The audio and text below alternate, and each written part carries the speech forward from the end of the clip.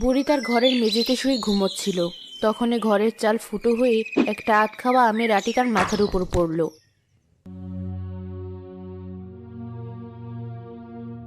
কে, কার এত বড় সাহস আমার বাড়িতে আমের আঁটি ছুঁড়ে মারে? আমার এত সুন্দর ঘুমটা ভেঙে দিল। দাঁড়া, তোদের সবাইকে দেখে নিচ্ছি এখনই। এমনিতেই আমার ঘরের চাল ফুটো, আজ এই ছেলে মেয়েগুলো আমার ঘরের চালটা আরো ফুটো করে দিচ্ছে। বুড়ি জেগে গেছে, এখনই আমাদের ধরতে আসবে। চল আমরা পালাই। আরে, এত ব্যস্ত হচ্ছিস কেন? বুড়ি ওর লাঠি দিয়ে কোরাতে কোরাতে যতক্ষণে বের হবে ততক্ষণে আমরা বাড়ি পৌঁছে যাব। তা অবশ্য ঠিক বলেছিস, আস্তে ধীরেই যাই, তবে এত তাড়াহুড়ো করার কিছু নেই। না, আজ আর আমরা যাব না। আমরা বুড়ির সাথে আরো মজা নেব। 2 দিন পর পরই তো মজা নেই আমরা পুরীর সাথে, আবার কি মজা? দাঁড়া, বুড়ি বের হোক, তারপর দেখাচ্ছে।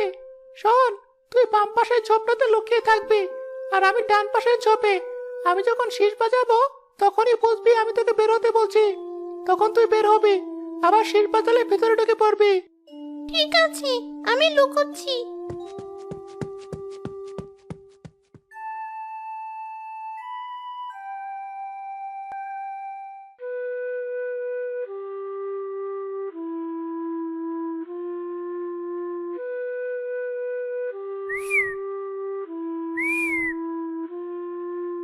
তুই আমার চালে ঢিল ছুঁড়েছিলি তাই না?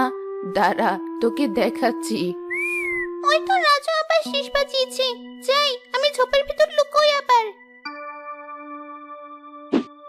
আহ, আমার গায়ে ঢিল কে ছুড়লো? ওদিক থেকে শীষ বাজানোর শব্দ শুনলাম। আরেক বানর